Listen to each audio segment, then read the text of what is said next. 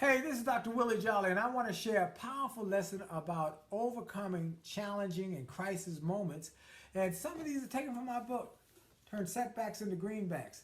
Lessons from going from disaster to freedom. Now, this one is one that is a simple one, and is be prayerful. Prayerful.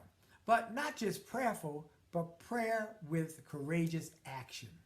Grandma used to say to me, when you pray, make sure when you get up off your knees, you move your feet.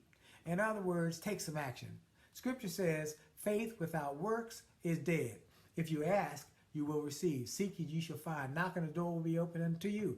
Most people receive not because they ask not, they seek not, they knock not, then they wonder why not. You must pray, then take action. So today, after you pray, take some action. This is Dr. Willie Jolley. Go to winwithwillie.com for tips to help you win more. And remember to make the most of every minute because your best is yet to come.